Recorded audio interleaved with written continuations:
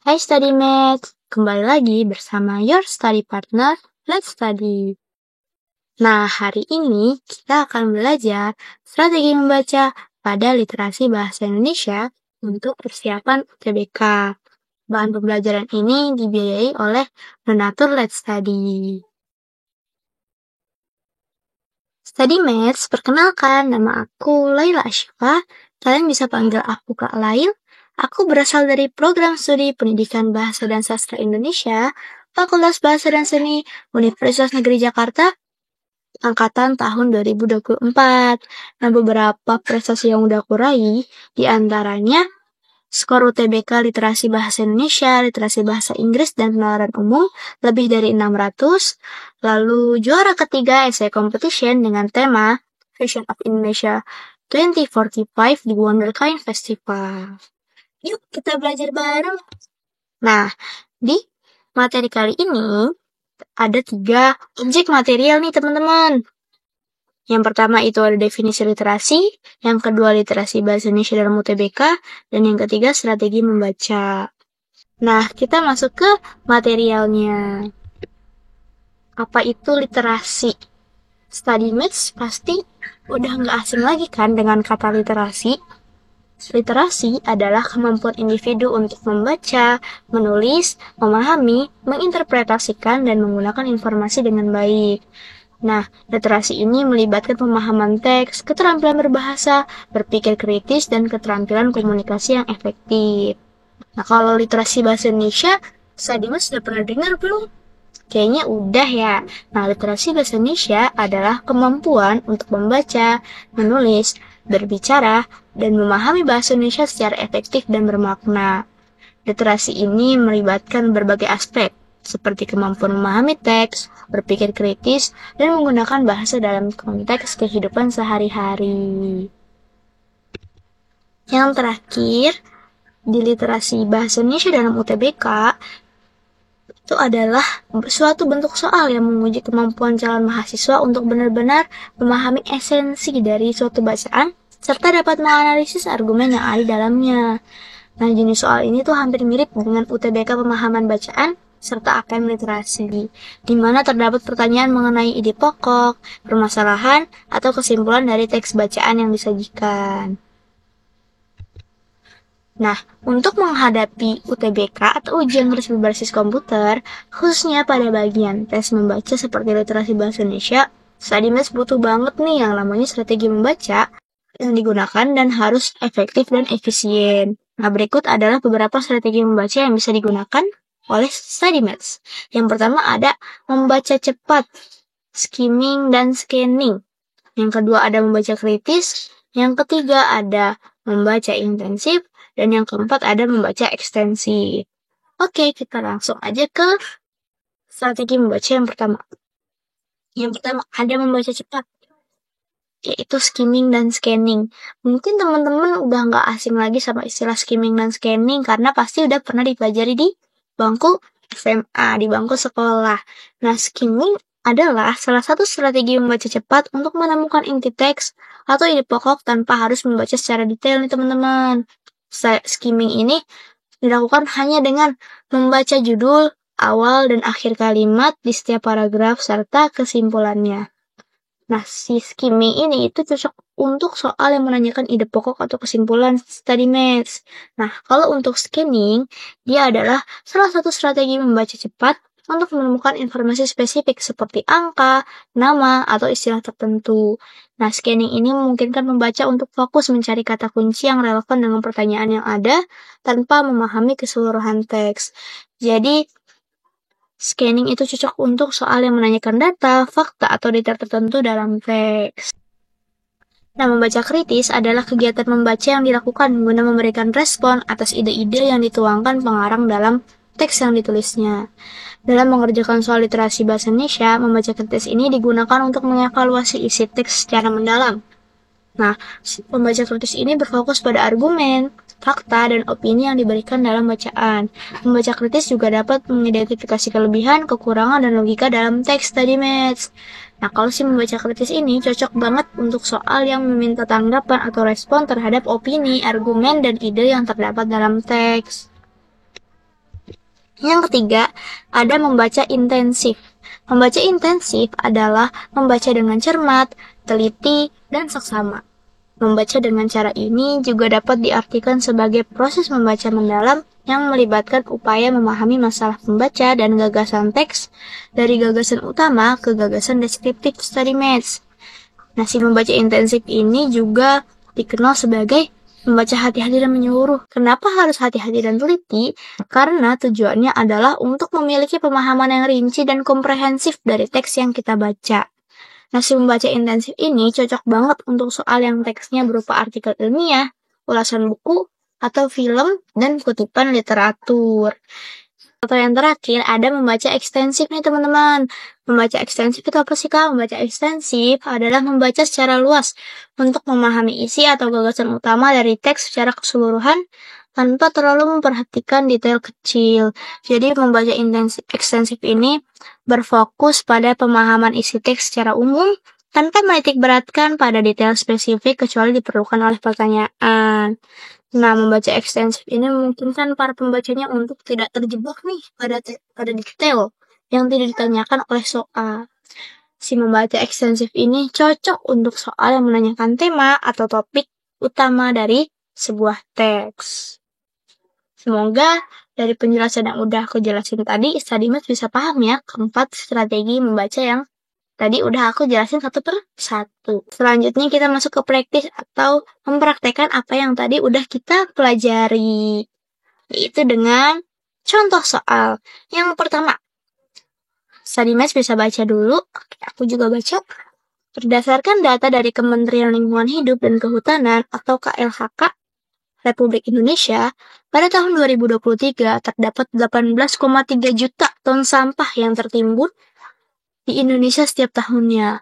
Hal ini pun menjadikan Indonesia sebagai negara penghasil sampah terbesar kelima di dunia. Bukan tanpa alasan, penimbunan sampah ini terjadi karena kurangnya pengelolaan sampah yang baik dan benar di Indonesia. Selain itu, masih banyak masyarakat Indonesia yang tidak disiplin terkait kebersihan lingkungan. Masih banyak masyarakat yang membuang sampah sembarangan atau melakukan penebangan hutan dan pohon secara liar.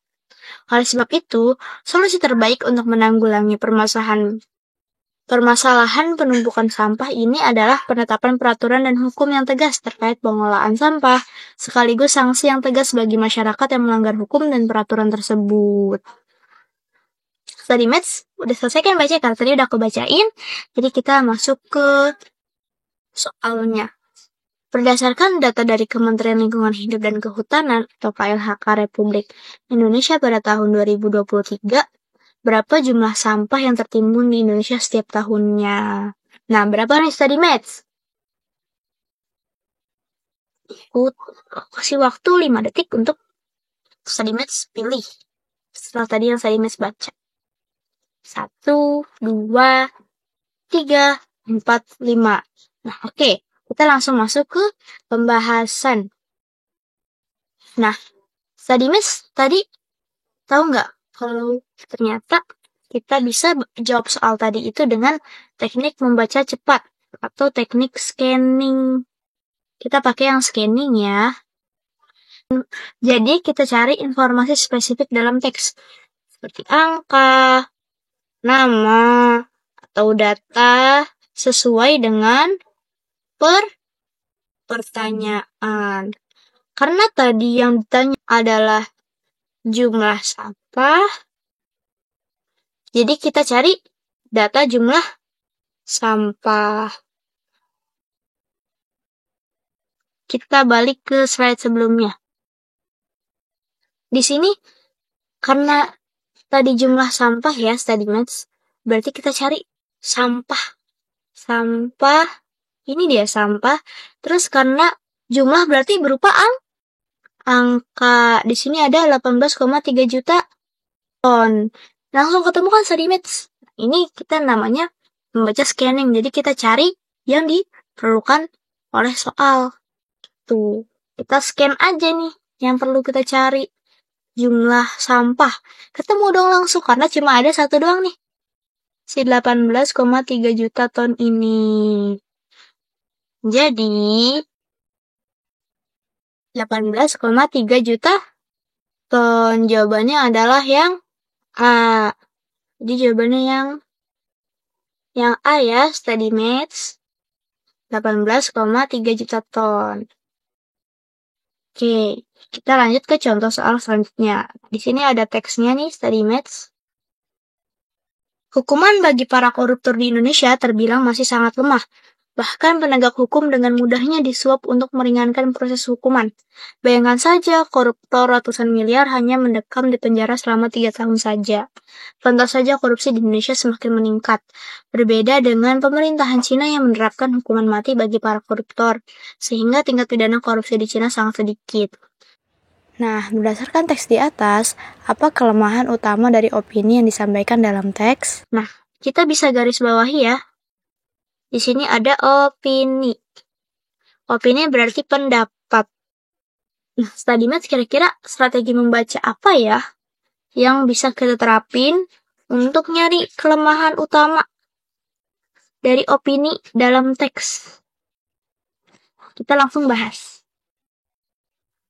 Itu membaca apa? Study maths? Membaca kritis. Nah, membaca kritis ini bikin kita fokus sama opini dalam teks. Terus kita, karena tadi ini minta identifikasi kelemahan ya, kita ditanya tadi kelemahan utama dari opini kan, berarti identifikasi kelemahan dari teks tersebut. Nah, kalau kita identifikasi, kita balik lagi ke soalnya. Nih ya guys, coba study maths bisa banget untuk ngelis study maths identifikasi kelemahan apa aja sih yang ada dari teks opini ini.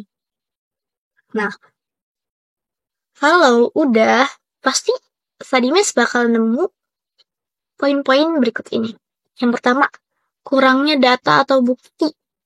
Nah, di teks itu disebutkan bahwa hukuman mati di Cina itu bikin korupsi berkurang, tapi nggak menyertakan data atau bukti yang mendukung pernyataan tersebut, sehingga opini itu belum bisa dipercaya. Benar nggak coba study maths? Iya kan? Betul. Jadi, di teks ini cuma bilang Cina itu menerapkan hukuman mati yang bikin tingkat pidananya sangat sedikit, tapi nggak disertai data kan? Datanya tidak ada, nggak ada data ya guys. Nah, yang kedua ada asumsi terlalu sederhana. Jadi si penulis ini tuh menganggap bahwa hukuman berat seperti hukuman mati itu adalah satu-satunya alasan mengapa korupsi di Cina sedikit. Padahal bisa aja ada faktor lain yang mempengaruhi kan. Bisa mungkin ada pengawasannya ketat, jadi bikin tingkat korupsi di Cina itu sedikit. Nah, yang ketiga itu ada tidak membahas sudut pandang lain. Jadi teks itu cuma bandingin Indonesia sama Cina tanpa memberikan gambaran bagaimana negara lain menangani korupsi. Nah, karena ketiga ini merupakan kelemahan study maths, karena yang ditanya itu kelemahan utama. Kenapa bisa tidak ada bukti atau data? Karena kalau tidak menyertakan data atau bukti, opininya itu nggak bisa dipercaya. Gitu study maths. Ya kan karena tadi cuma bilang hukuman mati di Cina itu bisa bikin korupsi berkurang, tapi nggak ada datanya. Misalkan awalnya korupsinya, yang korupsi itu ada berapa banyak. Terus karena diberlakukan hukuman mati, jadi berkurang, tapi itu nggak ada datanya, nggak ada buktinya. Jadi kita belum bisa percaya opini si penulis tersebut. Jadi jawaban yang paling tepat itu adalah C.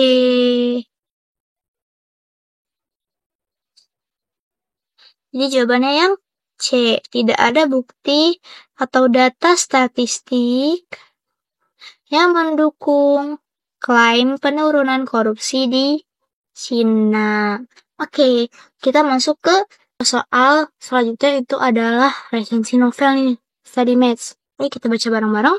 Judulnya adalah Dilan, dia adalah Dilanku tahun 1990. Penulisnya Pidi Baik, penerbit PT Mizan Pustaka, tahun terbit 2005, tebal halaman 330 halaman. Novel Dilandia adalah Dilanku tahun 1990 karya Pidi Baik, mengisahkan Milea Adnan Hussein, seorang perempuan yang pindah ke Bandung karena tugas ayahnya sebagai tentara. Milea awalnya menyukai Benny di Jakarta, tapi setelah pindah dia tertarik kepada Dilan. Kisah cinta mereka berdua menghadapi beberapa kendala, termasuk persaingan dengan mahasiswa ITB bernama Kang Adi dan musuh Milea, Susi.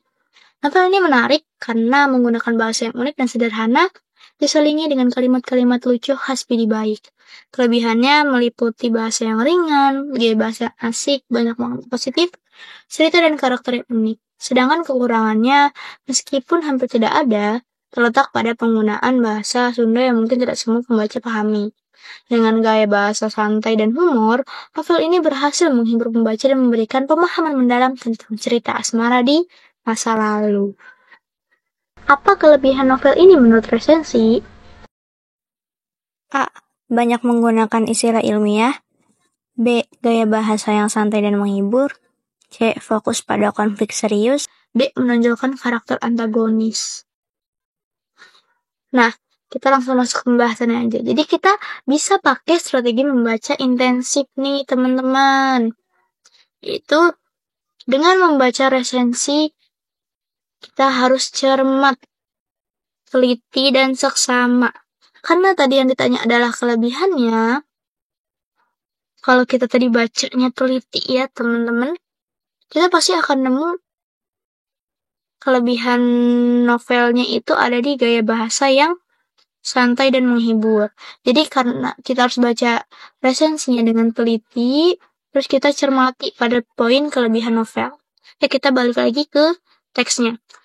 Di sini, kalau kita cocokkan dengan pilihan jawabannya, menonjolkan karakter antagonis, tadi kita pasti kalau teliti baca nggak akan nemu kata antagonis itu nggak ada. Konflik serius juga nggak ada. Istilah ilmiah juga nggak ada. Jadi, pasti jawabannya yang B. Betul. Sesuai kan? Jadi jawabannya adalah yang B. Mungkin latihannya kita cukup sampai di sini ya, study maths. Ada nih beberapa hal-hal yang perlu study maths ingat. Yang pertama itu ada baca soal terlebih dahulu. Jadi study maths untuk soal literasi bahasa Indonesia itu kuncinya sebenarnya biar nggak makan waktu itu study maths baca soalnya terlebih dahulu. Jadi biar untuk poin keduanya itu fokus pada apa yang diminta soal. Jadi study maths baca soal terlebih dahulu biar bisa fokus sama apa yang diminta soal. Jadi nggak perlu fokus sama detail-detail yang nggak ditanyakan oleh soal. Yang ketiga itu study maths harus teliti dan cermat dalam membaca. Jangan sampai salah baca ya study maths. Terus yang keempat, gunakan metode membaca cepat. Skimming dan scanning untuk teks yang panjang supaya tidak memakan banyak waktu. Jadi kalau emang teksnya kayak tadi teks berita atau teks narasi yang panjang, teman-teman study maths boleh banget untuk baca dengan skimming dan scanning. Biar nggak makan waktu. Karena kan ada waktunya kan kalau kita ngerjain per subtes UTBK itu. Terus selanjutnya hati-hati dengan pilihan jawaban yang terlihat benar. Pilihlah jawaban yang paling tepat. Jadi kadang nih study maths di soal UTBK itu jawabannya tuh mirip-mirip semua. Selanjutnya untuk soal yang meminta pendapat, pilihlah pilihan pendapat yang paling kuat dan tepat. Kayak tadi contohnya yang kelemahan. Tapi kelemahannya kelemahan utama. Semua pilihannya itu menunjukkan kelemahan, tapi yang dicari itu, yang ditanya itu kelemahan yang utama, jadi yang paling kuat dan paling tepat. Selanjutnya ada perbanyak membaca teks panjang, resensi buku, dan artikel. Nah ini tuh ngebantu banget buat study maths itu terlatih, jadi udah nggak pusing lagi baca teks yang panjang, baca resensi buku yang panjang, atau artikel yang pasti bikin bosen dan ngantuk bacanya. Yang terakhir itu study maths bisa banget untuk perbanyak latihan atau try out. Diingat ya study maths, dicatat. Terima kasih kepada Donatur Life Study yang sudah membiayai dalam produksi materi ini. StudyMates bisa banget buat review kembali bahan pembelajaran, textbook, PPT, dan latihan soal pada link di description box. Let's Study juga menyediakan playlist YouTube bahan pembelajaran loh. Jangan lupa dicek ya StudyMates. Nah, StudyMates juga bisa banget mensupport Let's Study dengan berdonasi seikhlasnya. Selain donasi dalam bentuk uang, StudyMates juga bisa share platform Let's Study kepada teman sekitar atau membagikan info platform Let's Study ke sosial media StudyMates. Jangan lupa untuk follow akun sosial media StudyMates, Instagram, Twitter, dan TikTok agar selalu mendapatkan update konten bermanfaat lainnya. Thank you for watching. See you in the next video.